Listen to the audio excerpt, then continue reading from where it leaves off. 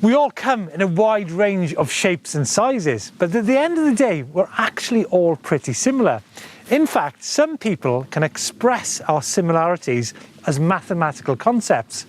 But who cares? Well, I guess people like artists or scientists, and definitely cyclists. Now, road cyclists actually are rumoured to spend hundreds of pounds just on getting the fit right of their bike. But as mountain bikers, I don't think we need to go that far. It's all about the brand and the experience. Speaking of which, it's a bit like maybe buying a set of jeans. Do you buy a 36 or a 34? Well, it depends on the brand, right? Because let's face it, some brands 34 are another brand's 36. But one thing is for sure, we'll all have sent something back because we got it wrong. So let's try and find out how to get the fit right of your e-mountain bike.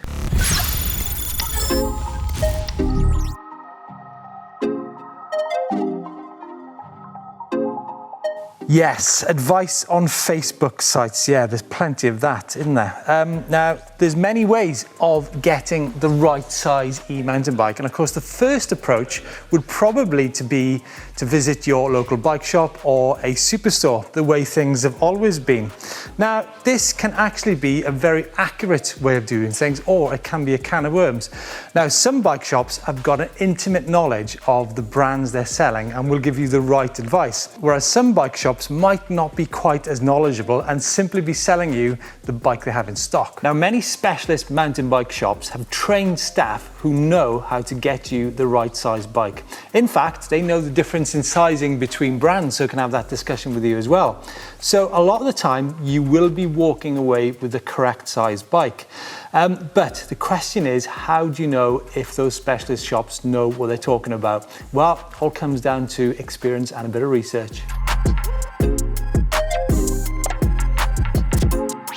Now, I've just come into my local bike shop in Monmouth. Ace Cycles just opened, and I have to say there's a lovely piece of olive on the desktop here. Owain, my question is, how do people know whether the bike shop that they're visiting actually knows what they're talking about, and also the staff working in there are giving the right information? So, first of all, I'd say speak to people you see out riding. So word of mouth is probably the biggest thing, isn't it? You look at a tradesman, it's word of mouth that gets them the most work. Tradesman's a great example, actually. Yeah, same goes for a bike shop.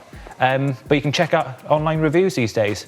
It's easy enough to go into Google, you've got your Google reviews, read those. If the shop knows what they're on about, they get the repeat custom, it'll be a 5-star rated shop.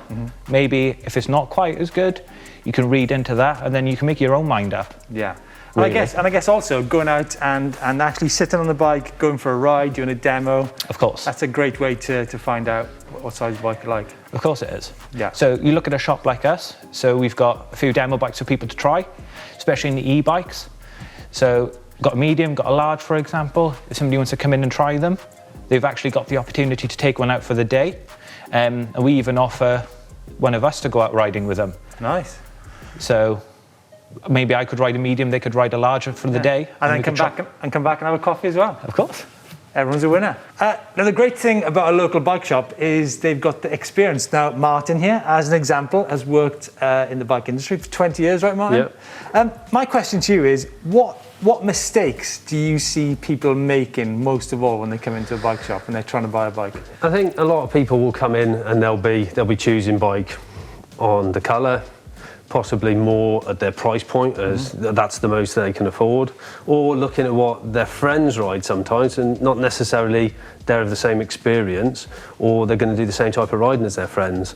So sometimes advice from your people with riding, you know, they could be riding at a different level, so may need different things on the bike or a different bike entirely. Yeah, so I think it's good to come into a shop and have a chat, isn't it, about you know, all the sort of different parts that go into mountain biking. Yeah, and try stuff out. Try lots of different bikes out. See if you can ride a few of your mates' bikes to get an idea on sizing, how the bike feels. I had a conversation with somebody yesterday, dead set he wanted a hardtail because he didn't think he needed a full suspension bike, whereas I think probably he needs a full suspension bike by what he was saying and the riding that he's doing. And do you get a lot of people making that mistake of having the right size bike based on maybe what they've been riding historically? Yeah, because historically, if you look back over the years, bikes have grown, geometry has changed, and whereas a 26-inch bike in a large 10 years ago is a completely different animal to what we ride now. Yeah, exactly. And they come into shop and they go for the same size and they get on the bike and they say, oh, this is a lot bigger than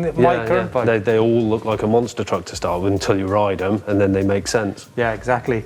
So get yourself down your local bike shop and get some great advice off the people that work there.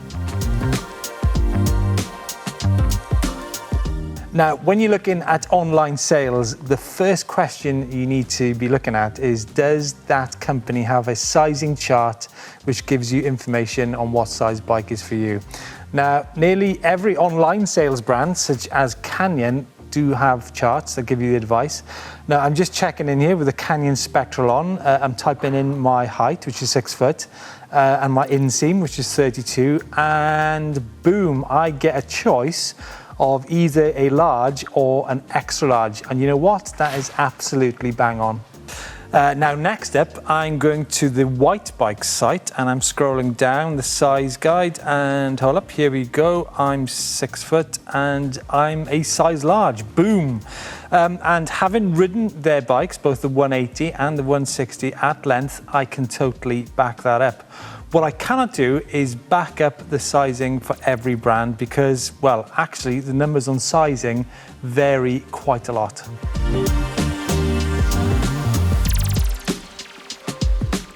Now, reach matters most of all when you're in a stood up position on your bike. And let's face it, most of us will be stood up on our bikes.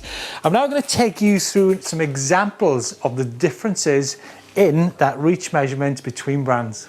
I'm now looking at the Canyon website at the Spectral on, and a size large has a reach of 465 millimeters, which they say is for a rider whose height is between 183 and 194 centimeters. But as I mentioned earlier, I do have the option of going for a size extra large, which has a reach of 485 millimeters, which Canyon recommend is for a rider less than 194 centimeters. So, as I mentioned, I've got a choice. Now moving across to the White website and looking at the E180. Now that has a reach of 480 millimeters in size large and 505 millimeters in size extra large. And if you look at the sizing recommendation, large, they say, is for a rider between 178 and 188 centimeters. So this time, a smaller range than the Canyon, but this is because of several things. It's down to less sizes available and also a different philosophy on sizing.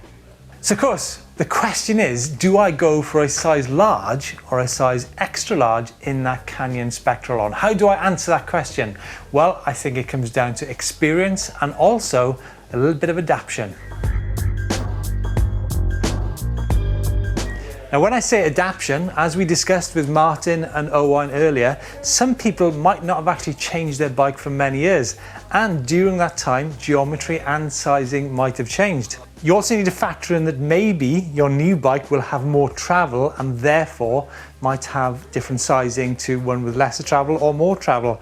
And also, as I mentioned, there is difference in sizing between brands.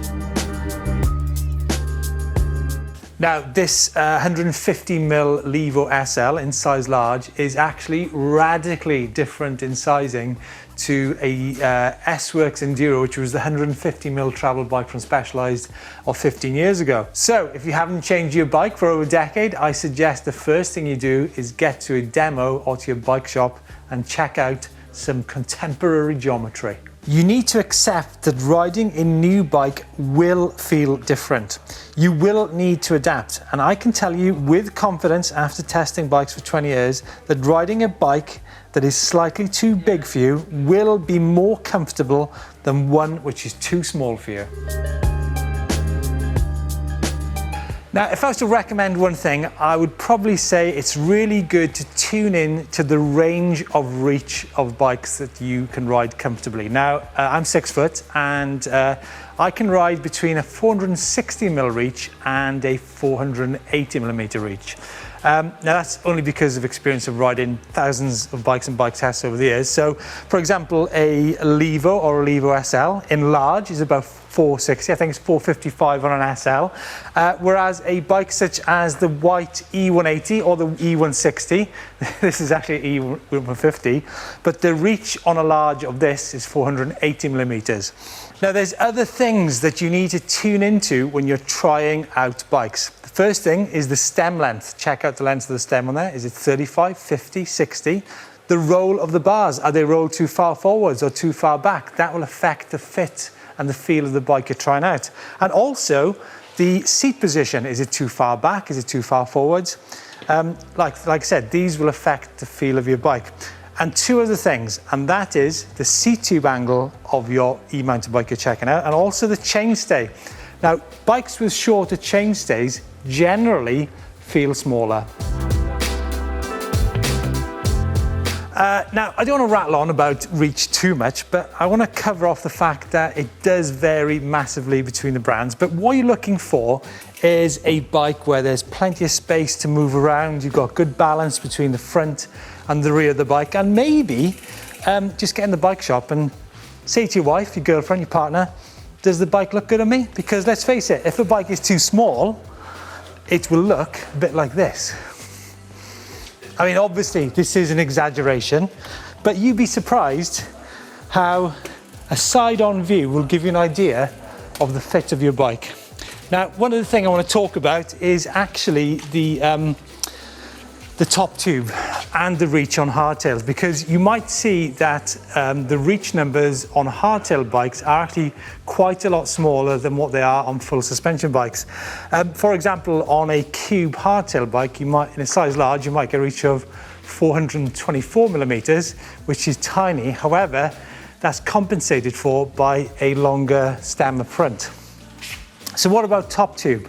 Well, top tube is actually quite a good indicator of sizing if you're going to be sat down on the bike. Now, obviously, if you've got a full suspension bike, you're going to be stood up a lot more of the time. But if you consider a full suspension cube's got a 604 top tube length, whereas the hardtail has got a 613 mil top tube length. So it's actually quite similar.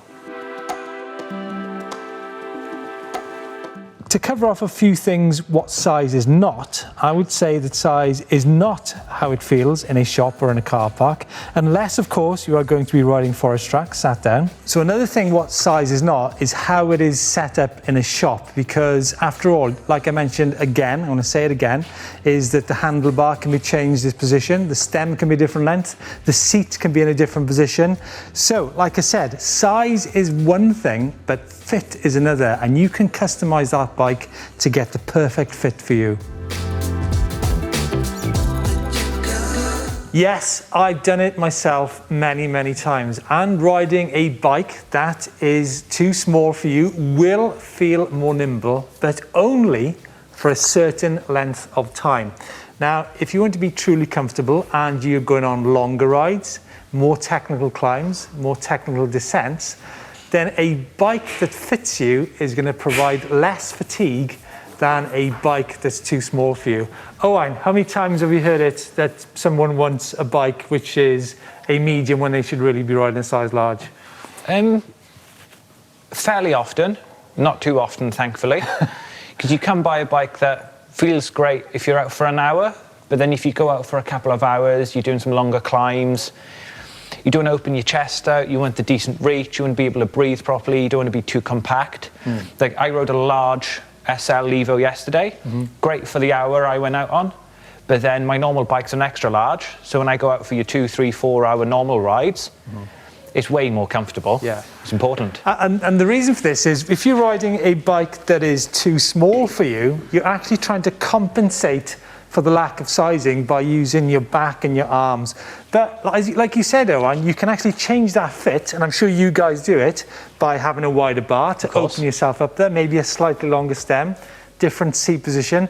It all comes into the fit, right? Of course it does. So you can get a basic size right, but then if you want to tailor it to what you prefer, so roll of the bars, reach of the brakes, saddle angle, how far forward it sits in the rails. There's quite a lot you can do in terms of that. It's not just road bikes, you can do the fit too.